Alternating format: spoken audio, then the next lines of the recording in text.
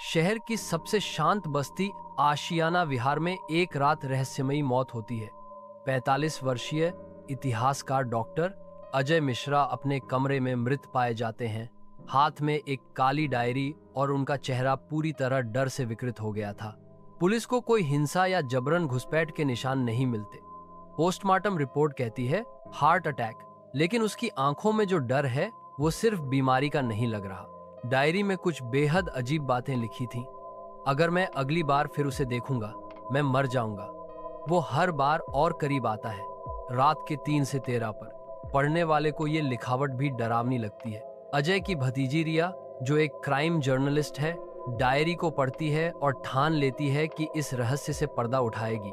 रिया को पता चलता है कि अजय के मौत से पहले वाले 6 दिनों में हर रात 3:13 पर वह उठता था और एक कोने में बैठा कुछ गिनता रहता था। सीसीटीवी फुटेज से पता चलता है कमरे में कोई परछाई चलती है, लेकिन वो परछाई किसी इंसान की नहीं थी, वो किसी काले धुएं जैसी आकृति की थी।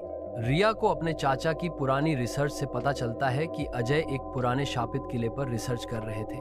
वहां के राजा की डायरी में भी एक ही लाइन थी, रात के तीसरे पहर वो आता है और हिसाब मांगता है। कहीं ये वही शक्ति तो नहीं जो अब अजय के पीछे लग गई थी? रिया को पता चलता है कि डायरी जिस दिन कोई पढ़ता है, उसी दिन से उसके पीछे भी वही परछाई लग जाती है। अब हर रात 3:13 बजे रिया को लगता है जैसे कोई उसके कमरे में है, उसकी सांसें गिन रहा है।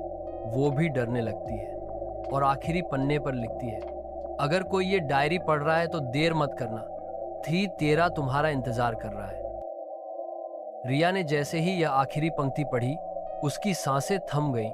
कमरे में अजीब सी ठंड फैल गई थी। घड़ी की टिक-टिक अचानक तेज सुनाई देने लगी। घड़ी ने 3:12 किए। रिया कांपते हाथों से डायरी बंद करने की कोशिश करने लगी, तभी बिजली चली गई। कमरे में चारों तरफ सिर्फ अंधेरा था, सिर्फ मोबाइल की हल्की सी रोशनी का उजाला था और तभी दरवाजा खुद ब खुद खुल गया। रिया ने देखा उसके सामने कोई नहीं था, मगर फर्श पर गीले कदमों के निशान थे, जैसे कोई बारिश में भीगकर अभी अभी आया हो। 3:13 बजते ही कमरे में एक भारी आवाज गूंजने लगी, क्या तुमने उसे पढ़ा? अब तुम अगली हो। रिया को लगा किसी ने उसकी पीठ पर हाथ रखा है। उसने पीछे मुड़कर देखा तो कोई भी नहीं था, लेकिन मोबाइल की स्क्रीन अपने आप ऑन हुई और उस पर लिखा था Day 1 काउंटडाउन बिगिंस। डायरी में लिखा था कि जिसने भी इसे पढ़ा उसके पास सिर्फ 7 रातें हैं। हर रात वह परछाई और पास आती है। पहली रात बस आहट देती है, दूसरी रात परछाई दरवाजे तक दस्तक देती है, तीसरी रात सांसों में उसकी गंध महसूस होती है, चौथी रात शीशे में उसकी झलक दिखाई देती है और 5वीं रात फुसफुसाहट सुनाई देती है, छठी रात तुम्हारे बगल में रहने का आभास होता है और 7वीं और आखिरी रात उसका अंत या तुम्हारा अंत। रिया ने हर दिन रिकॉर्डिंग की, दस्तावेज बनाए, लेकिन 7वीं रात सब कुछ बंद हो गया। कैमरा फेल हो गया, फोन बंद हो गया, घड़ी की सुई ने घूमना बंद कर दिया और अचानक कमरे में वही अजय की डरावनी आवाज, रिया मुझसे गलती हुई, उसे रोकना अब तुम्हारे हाथ में है। रिया ने देखा दीवार पर वही काला धुआं था। उसके भीतर से एक चेहरा निकला, रिया का अपना चेहरा। सुबह जब पड़ोसी आए, रिया का दरवाजा अंदर से बंद था और कमरे के बीचों बीच एक नई काली डायरी मौजूद थी। उसके पहले पन्ने पर लिखा था, अगर कोई ये डायरी पढ़ रहा है तो देर मत करना, 3:13 तुम्हारा इंतजार कर रहा है। Day 1 countdown begins. रिया अब इस दुनिया में नहीं थी, लेकिन उसकी चेतावनी अगली आंखों तक पहुंच चुकी थी और अब वह डायरी एक पुरानी किताबों की दुकान में पड़ी थी, धूल से सनी, मगर एकदम सही सलामत। एक दिन कॉलेज का पहला साल था और वहाँ आरव नाम का छात्र पढ़ रहा था। वो अपने रिसर्च के लिए कुछ पुरानी किताबें ढूंढते हुए उस दुकान में पहुंचा। दुकानदार ने धीरे से एक डायरी उसकी ओर सरका दी। काफी खास है, सिर्फ पढ़ने वालों के लिए है, लेकिन एक बार पढ़ ली तो बंद नहीं कर सकते। आरव ने डायरी खोली और वही शब्द, अगर कोई ये डायरी पढ़ रहा है तो देर मत करना, 3:13 तुम्हारा इंतजार कर रहा है। आरव पहले तो हंसा, क्या बकवास है, लेकिन उसी रात 3:13 बजे उसे एक सपना आया। काले कमरे में रिया खड़ी थी और उसने आरव से कहा, तुमने उसे फिर से जगा दिया है, अब सिर्फ तुम्हारा नहीं, औरों का भी अंत करीब है। अगले दिन उसके दोस्त नेहा और विवेक भी उस डायरी के पन्ने पलट चुके थे और अब हर कोई अपने कमरे में अजीब चीजें महसूस करने लगा था। दरवाजे अपने आप खुलना, एक परछाई जो हर समय पीछे पीछे चलती और मोबाइल स्क्रीन पर 3 फेरा खुद फ्लैश करना।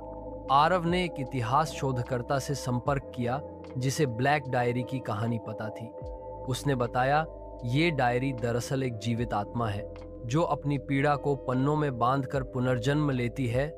हर बार किसी न किसी नए पाठक के जरिए अगर कोई 7 दिन तक इसे बिना किसी और को दिखाए पूरी पढ़ ले तो वह आत्मा शांत हो सकती है, लेकिन एक बार भी किसी और ने इसे देख लिया तो शाप दोबारा शुरू होता है और यह कभी खत्म नहीं होता। अब आरव को एक ही काम करना था, डायरी को 7 दिन तक खुद के पास छुपा कर रखना और पूरी डायरी पढ़ना बिना किसी को दिखाए और बिना किसी को बताए। लेकिन अब बहुत देर हो चुकी थी। नेहा, विवेक और 4 और लोगों ने भी डायरी देख ली थी। अब डायरी विभाजित हो चुकी थी कई आत्माओं में। हर शहर, हर गली, हर लाइब्रेरी में एक कॉपी, हर पन्ने में एक नई चेतावनी और हर रात 3:13 पर कोई न कोई गिनती पूरी कर रहा होता है। रिया अब नहीं रही। आरव, नेहा, विवेक सभी परछाई से घिरे थे। डायरी अब हर पन्ने से किसी न किसी की आत्मा खींच रही थी। लेकिन तभी आरव को रिया का एक पुराना वॉइस रिकॉर्डिंग फाइल मिला जो उसने खुद डायरी के बारे में रिसर्च करते हुए रिकॉर्ड किया था। हर अभिशप्त वस्तु का एक जन्म होता है और हर जन्म का एक अंत। डायरी को खत्म करने का सिर्फ एक तरीका है, उसे उसी जगह पर जलाना जहां उसका जन्म हुआ था। रिया की रिसर्च से पता चलता है कि यह डायरी राजस्थान के कालीकोट दुर्ग में बनी थी। एक तांत्रिक ने वहां अपनी आत्मा को अमर करने के लिए एक मंत्र से इस डायरी को बांध दिया था। वो आखिरी पंक्ति फिर से उभरती है, अगर तुम डायरी को पहचान लो तो वह भी तुम्हें पहचान लेगी। आरव, नेहा और विवेक डायरी को लेकर कालीकोट की यात्रा पर निकलते हैं। रास्ते भर उन्हें डायरी जलाने से रोकने वाली अजीब घटनाओं का सामना करना पड़ता है। नेहा को अपनी मरी हुई मां की आवाज सुनाई देती है। विवेक का शरीर कांपता है जैसे कोई और उसमें समा गया हो। आरव को हर गाड़ी की खिड़की में वही परछाई दिखती है, फिर भी वे हिम्मत नहीं हारते। कालीकोट के गुप्त तहखाने में वे डायरी को लेकर पहुंचते हैं। मंत्र शास्त्र की मदद से आरव ने एक अग्नि मंडल तैयार किया। जैसे ही डायरी को अग्नि में फेंका गया, सारा किला कांपने लगा। परछाइयां निकलकर तीनों के चारों ओर घूमने लगी और एक झंझावात में रिया की आत्मा प्रकट हुई। आरव, ये आखिरी मौका है, मत घबराना। वो आखिरी पन्ना जलते समय फड़फड़ाया, अगर कोई ये डायरी पढ़ रहा है, और फिर धुआं बनकर उड़ गया। पूरी डायरी अब जल चुकी थी, सारी परछाइयां अब खत्म हो गई थी। आरव, नेहा और विवेक बेहोश हो गए। जब होश आया तो पहली बार रात 3:13 पर कुछ नहीं हुआ। डायरी अब इतिहास बन चुकी थी। शायद एक नई जगह, एक नया लड़का एक पुरानी दुकान से एक सादी सी किताब खरीदता है। पहला पन्ना, यह कहानी खत्म नहीं हुई है, अब मैं तुम्हारे भीतर हूं। अगर आपको ये स्टोरी अच्छी लगे तो लाइक और सब्सक्राइब जरूर करना। मिलते हैं अगले वीडियो में एक नई इंटरेस्टिंग कहानी के साथ।